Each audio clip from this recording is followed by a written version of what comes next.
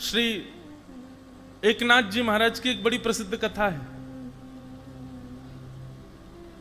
एकनाथ जी महाराज रोज गंगा जी में स्नान करके, गोदावरी जी में स्नान करके जैसे ही बाहर आते थे तो जिस मार्ग से अपने घर जाते थे उस मार्ग में एक यवन रहता था।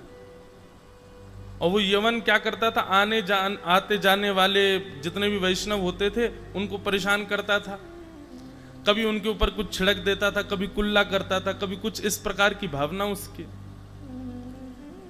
एकनाथ जी महाराज गंगा जी से स्नान करके निकलते और वो उन्हीं की तरफ ही अपने मुख से उगल देता कुछ। एकनाथ जी महाराज फिर से गंगा जी में स्नान करते, प्रसिद्ध कथा है, बार बार उगलता, बार बार वो स्नान करते। कोई कहता कि आपको क्रोध नहीं आता? तो एकनाथ जी महाराज कहते, बोले अरे मैं तो महा आलसी हूं, मैं तो महा दुर्बल प्राणी हूं, संसार के भोगों में पड़ा हुआ हूं।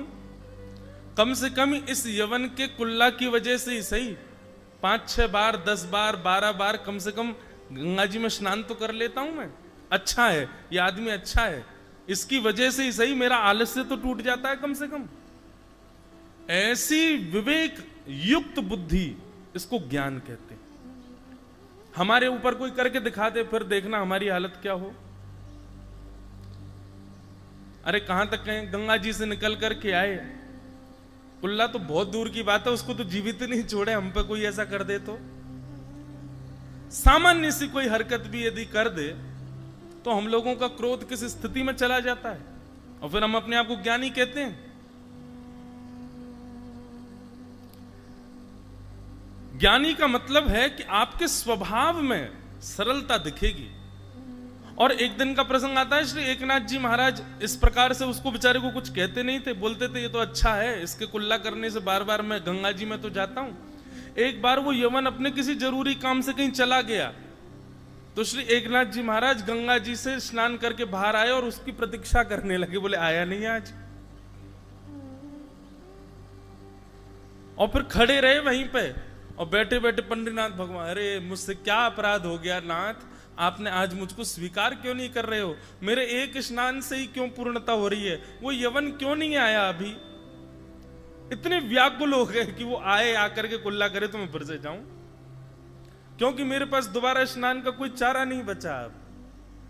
ऐसा ज्ञान चित्त में आना, ऐसी सरलता, सहजता और स्वभाव में इस प्रकार का परिवर्तन आना, इसको कहते हैं ज्ञान। और ये ज्ञान का रूप क्या है? विवेक, सही और गलत की पहचान होना, इसको विवेक कहते हैं। और ये विवेक कब मिलता है? राम कृपा बिन सुलभ न सोई। आपके इष्ट की कृपा से, आपकी बौद्धिक कृपा से आप ज्ञान तो बहुत ले लोगे, पढ़ तो बहुत लोगे, नॉलेज तो खूब सारी अर्जित कर लोगे, लेकिन ऐसा विवेक जीवन में आना ये तभी होता है जब ठाकुर जी आपसे प्रसन्न होते हैं। सीधी बात और सरल बात कर दूं तो सहजता, दीनता, दयालुता, सरलता, ये चित्त में जब आती है ना, उस समय समझ लेना कि ठाकुर जी आपको देख के मुस्कुरा रहे हैं, इसीलिए आपके चित्त में ये गुण आया है। ठाकुर जी अप्रसन्न होते हैं तो सारे गुण आ जाते हैं, लेकिन सरलता, दयालुता, सहजता, ये वो गुण हैं जिससे सब आकर्षित हो जाएं, जिससे सब आपके चरणों। फिर होता है, श्री एकनाथ जी महाराज एक बार निकल के जाते हैं तो उस दिन तो वो यमन ठान के बैठ जाता, बोले आज इसको क्रोध दिला के रहूंगा। और उसने महाराज झड़ी लगा दी, वो जब जब निकल के आवे उनके ऊपर ही कुल्ला कर दे। लेकिन एकनाथ जी महाराज के ऊपर रत्ती भर भी फर्क नहीं पड़ा। जब अनेक बार उसने पूरा थक गया, हार गया कर करके, एकनाथ जी तब भी समरस प्रसन्न भाव में जब बाहर आए, यवन चरणों में गिर गया, बोले महाराज मुझे क्षमा कर दो, मैंने आपको खूब क्रोध दिलाने की कोशिश करी, पर आपके चित्त की बलिहारी। कैसा चित्त है आपका, कितना सरल, कितना दयालु। तो ज्ञान का मतलब क्या है? ज्ञान का मतलब विवेक। विवेक मतलब सही गलत की पहचान, इसको कहते हैं विवेक। और ये विवेक जीवन में केवल सत्संग से आएगा। आप बंधुओं कितना भी गुरुजनों से अध्ययन करो, करना ही चाहिए, गुरुजनों से अध्ययन करो, गुरुजनों के चरणों में बैठ करके ग्रंथों का अवलोकन करो, पर उसके अतिरिक्त भी सत्संग श्रवण किया करो। क्योंकि जब सत्संग होता है ना, तो सत्संग के जो भाव होते हैं, एक प्रकार से ये समझ लो, गुरुदेव से जब आप पढ़ते हो वो है जल स्नान। और सत्संग क्या है? बोले सत्संग है साबुन लगाना। चित्त में साबुन लगा लिया, साबुन लगा लिया तो जितना मैल था वो सब जो है साबुन ने समेट लिया। उसके बाद फिर गुरु जी के पास चले जाओ तो फिर जल स्नान, पूर्ण स्वच्छ हो जाओगे। अकेले जल स्नान से भी काम नहीं चलेगा और अकेले साबुन से नहाने से भी काम नहीं चलेगा, दोनों चाहिए। तो इसलिए सत्संग बहुत जरूरी है। सत्संग ही विवेक को जन्म देगा, जो कि ज्ञान का स्वरूप है, जो कि भक्ति का प्रथम पुत्र है। जब विवेक जीवन में आएगा तभी भक्ति प्रसन्न होगी, नहीं तो भक्ति आपकी निराश ही रहेगी। तो भक्ति के प्रथम पुत्र का नाम ज्ञान। ज्ञान का मतलब विवेक। और विवेक कैसे आता है? सत्संग से। और सत्संग कैसे मिलता है? राम कृपा से। भक्ति को कमाना सरल है, भक्ति को प्रसन्न करने वाले उसके दो पुत्रों को चित्त में लाना थोड़ा कठिन है, लेकिन यदि कर लो तो भक्ति प्रसन्न हो जाए। तो भक्ति के प्रथम पुत्र का नाम ज्ञान, भक्ति के दूसरे पुत्र का नाम है वैराग्य। वैराग्य, वैराग्य का मतलब क्या होता है? बिना राग के जो है, राग मतलब आपने मुझे माला पहनाई तो मैं आपकी चार प्रशंसा करने लग गया, और किसी ने मुझे चार गाली दे दी तो उसकी मैं निंदा करने लग गया। ये माला पहनाने के वाले के प्रति जो मेरा प्रेम हो गया, उसके सत्कार से मैं प्रसन्न हो गया, यही राग है। और किसी के दुर्व्यवहार से मैं उससे दुखी हो गया, यही द्वेष है।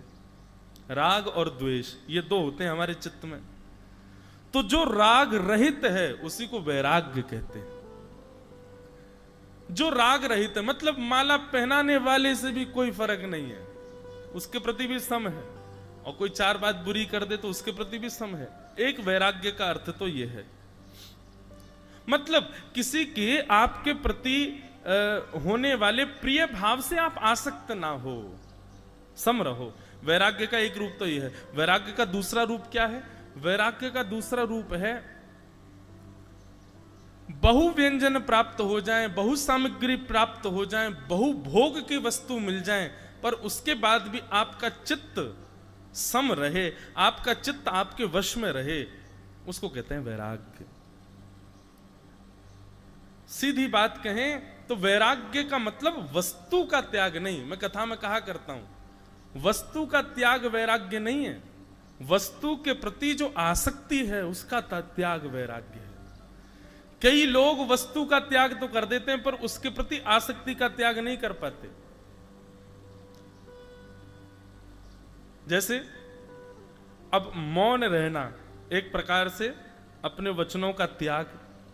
अच्छा एक बात और बताऊं आपको, हमारा मौन अभी भी चल ही रहा है। अभी मैं कथा कर रहा हूं, ये इसमें मेरा मौन खुला थोड़ी, अभी भी मैं मौन ही हूं, क्योंकि शास्त्र आज्ञा है यदि कोई भगवत चर्चा करता है, यदि कोई भगवत वार्ता करता है, भगवत नाम गुणानुवाद करता है, सांसारिक चर्चा से परे भगवत शरणागति की चर्चा करता है, उतनी देर वह बोल रहा है तो वह भी मौन ही माना जाता है, उतनी देर उसका मौन ही रहता है। तो वैराग्य पर चर्चा हो रही थी, तो नियम मिला कि मौन रहना है, सूर्यास्त तक मौन रहना है।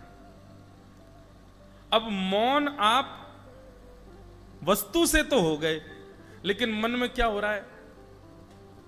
थोड़ा तो कुछ कह दें, थोड़ा तो कुछ निकल। अब एक महाराज जी घटना है हमारे वृंदावन की।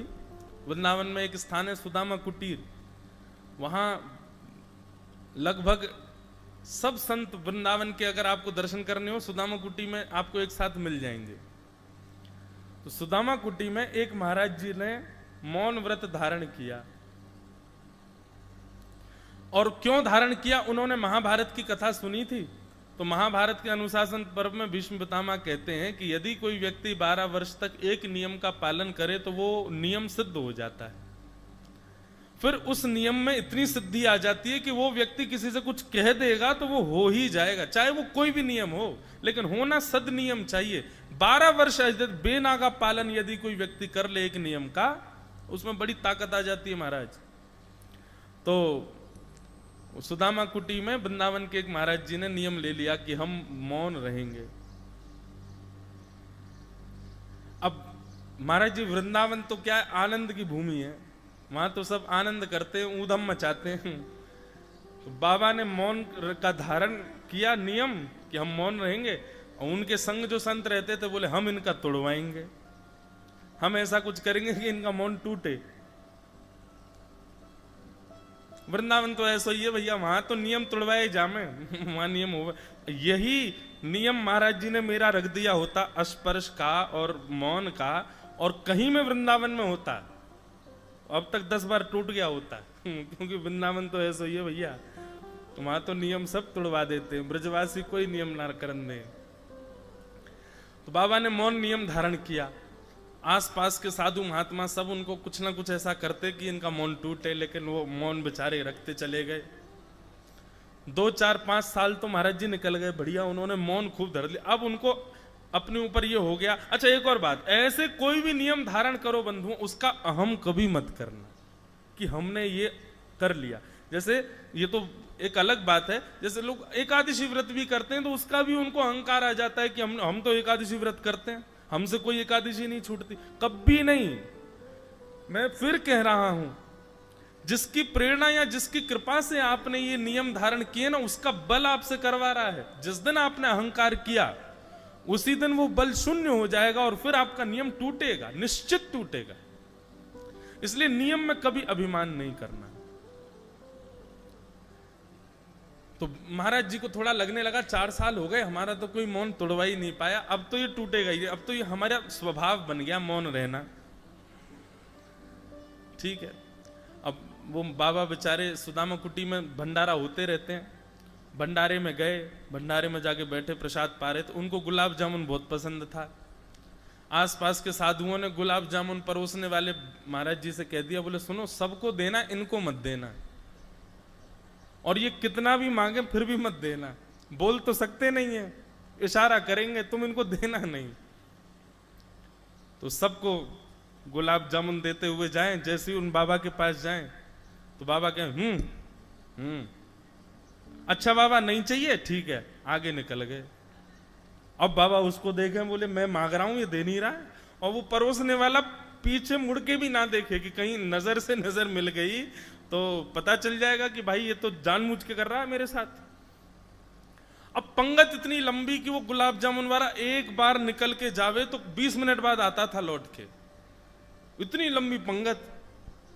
अब महाराज जी को ना पूड़ी सुहा रही है, ना सब्जी सुहा रही है, ना रायता सुहा रहा है, गुलाब जामुन वाले को देख रहे लौट के कब आएगा ये, और घूम घाम के फिर से लौट के जैसे गुलाब जामुन प्रसाद, गुलाब जामुन प्रसाद, गुलाब जामुन प्रसाद। जैसे ही आया बाबा के पास, गुलाब जामुन अच्छा बाबा नहीं चाहिए, ठीक है, फिर आगे निकल गए। अब फिर 20 मिनट की प्रतीक्षा, फिर चले गए। बाबा ने अब के तो अपनी कस ली कमर, बोले अब क्या तू बताऊं मैं। अब की बार आया तो बाबा पहले ही आंख खोल करके बैठे थे। अच्छा 4 पूड़ी खा ली, अब जगह नहीं है पेट में, ठीक है बाबा। आगे जैसे निकले 3-4 बार उसने ऐसा किया, बाबा खड़े हो गए, बोले इधर दे रहा है उधर दे रहा है, बीच में क्यों नहीं देता है, 1 घंटा से मांग रहा हूं। टूट गया। मतलब वैराग्य का मतलब वस्तु का त्याग नहीं, वस्तु के प्रति जो आपकी आसक्ति है उसका त्याग, वो वैराग्य, वो वैराग्य है। वस्तु तो कोई भी छोड़ देता है, वस्तु तो कोई भी त्याग कर सकता है, लेकिन वस्तु का त्याग करने पर उस वस्तु का कभी चिंतन चित नहीं पाते थे, उसके अतिरिक्त नहीं। हम लोग जिस क्षेत्र में बैठे हैं, ये श्री क्षेत्र, प्रसाद पाओ, क्या अद्भुत दत्त, ऐसे दत्त भगवान को हम प्रणाम। बंधुओं दत्तात्रेय भगवान अच्छा, इनका प्रादुर्भाव तो आप सबको पता ही होगा कि कौन है श्री दत्तात्रेय जी। श्री दत्तात्रेय भगवान